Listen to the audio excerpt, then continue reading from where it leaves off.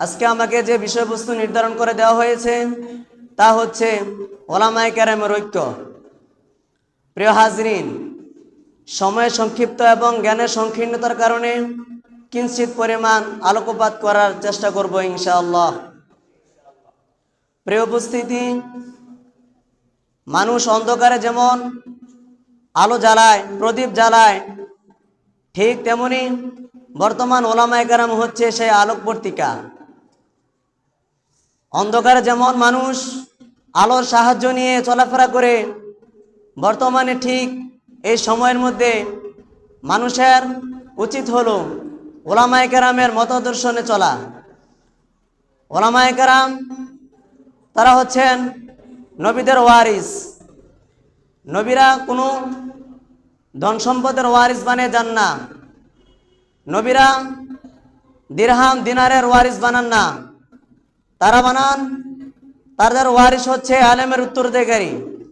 আমরা যারা ওলামায়ে কেরাম আছি, আমরা হলাম আল উলামা ওয়ারাসাতুল আম্বিয়া, নবীগণদের ওয়ারিস, ইলমের ওয়ারিস। সম্মানিত হাজরিন, আমরা বর্তমানে এই পরিস্থিতির মধ্যে শুধু বাংলাদেশ নয়, বিশ্বের প্রত্যেকটা আলেম, প্রত্যেকটা দেশের মধ্যে ঐক্যবদ্ধ হয়ে থাকা দরকার। কেননা ইহুদি, খ্রিস্টান, নাসারা, বৌদ্ধ যেভাবে মুসলমানদের উপর চওড়া হয়ে আছে, ইসলামকে ধ্বংস করার জন্য, মুসলমানদেরকে ধ্বংস করার জন্য যেভাবে উৎ পেতে বসে আছে, বর্তমানে যদি ওলামায়ে কেরাম সঠিক কথা না বলে, ওলামায়ে কেরাম যদি ছিন্ন বিচ্ছিন্ন হয়ে যায়, তাহলে এই সেই ইহুদি, খ্রিস্টান, নাসারা, বৌদ্ধ তারা মুসলমানদেরকে এবং ইসলামকে ক্ষতি করার জন্য বেশি সুযোগ পেয়ে যায়, ঠিক কিনা? মোহতারাম হাজরিন, হরিণের পাল থেকে যদি হরিণ ছুটে যায়, তাহলে সেই জালেম সিংহ সেই হরিণের উপর আক্রমণ করে, ঠিক কিনা? যদি হরিণের পাল দল বেঁধে চলে, হরিণের পাল যদি দল বেঁধে চলে, তাহলে এই জালেম সিংহ সে হরিণকে কিছুই করতে পারে না, ঠিক কিনা? বর্তমানে আমাদের মুসলমানদের মধ্যে ওলামায়ে কেরাম যারা আছে, তাদের জন্য ঐক্য ঠিক তেমনি যেমন হরিণের পাল ঐক্যবদ্ধ হয়ে জালেমের বিরুদ্ধে লড়াই করে, বর্তমানে ওলামায়ে কেরামের সেই নীতি আদর্শন করা দরকার। সেই নীতি আদর্শন করে, সেই নীতি আদর্শ মেনে ওলামায়ে কেরাম ঐক্যবদ্ধ হয়ে যারা ইসলামের বিরুদ্ধে কথা বলে, ইসলামকে যারা ধ্বংস করতে চায়, ইসলামকে যারা মাটির সাথে মিশিয়ে দিতে চায়, তাদের বিরুদ্ধে ওলামায়ে কেরাম যদি ঐক্যবদ্ধ হয়, তাহলে তাদের বিরুদ্ধে ওলামায়ে কেরাম ঐক্যবদ্ধ হলে তারা আর মাথা চারা দিয়ে উঠতে পারবে না, ঠিক কিনা? মোহতারাম হাজরিন, ঐক্যের কথা আমি কি বলবো?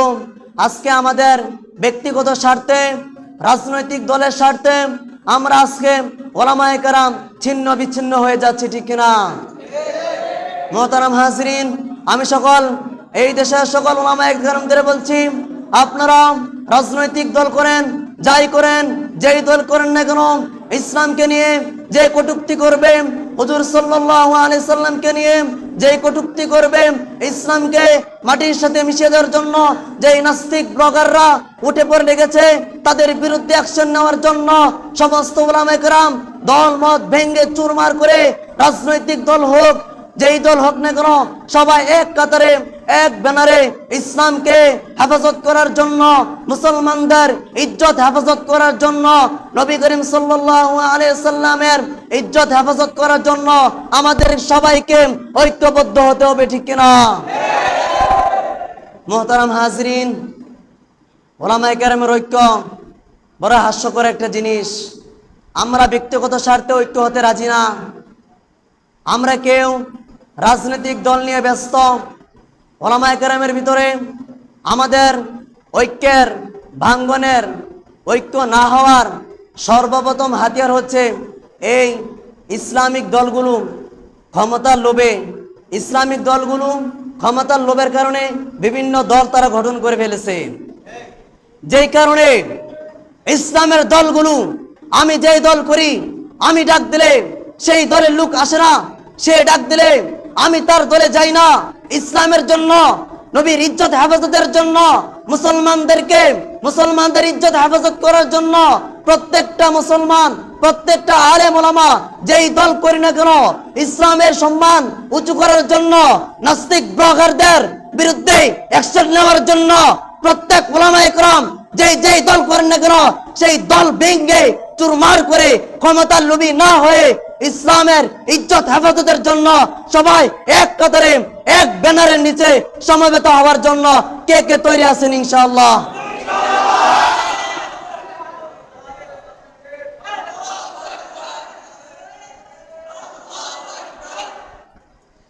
মোহতারাম হাজরিন, বাংলাদেশের মধ্যে যে সমস্ত ওলামায়ে কেরাম আছেন, সবাই যদি ঐক্যবদ্ধ হয়ে ইসলামের কাজ করে তাহলে এই দেশে ইসলামী হুকুমত চালু হবে, ঠিক কিনা?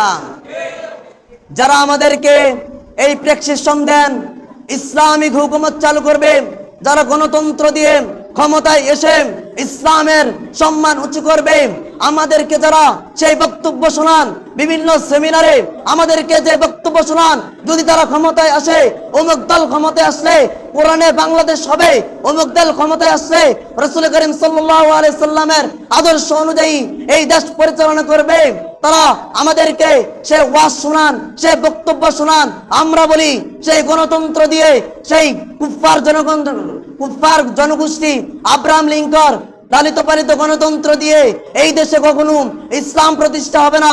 তাই যেই দল আসেন না কেন, সব দল ভেঙে চুরমার করে দিয়ে ইসলামের নামে যেই সমস্ত রাজনৈতিক দল আছে, সমস্ত রাজনৈতিক দল ভেঙে চুরমার করে দিয়ে সবাই এক কাতারে ইসলামের জন্য যদি কাজ করেন, তাহলে এই দেশে কোরআন হাদিস দ্বারা দেশ পরিচালনা করা সম্ভব, ঠিক কিনা?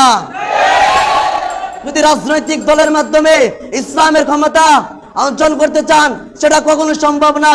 আল্লাহ পাক রব্বুল আলামিন বলেছেন, ইনিল হুকমু লিল্লাহ, আল্লাহ তাআলার হুকুমেই এই দেশ পরিচালনা হবে, আল্লাহ তাআলার হুকুমেই এই রাষ্ট্র পরিচালনা হবে, আল্লাহর হুকুমেই এই পৃথিবী পরিচালনা হবে।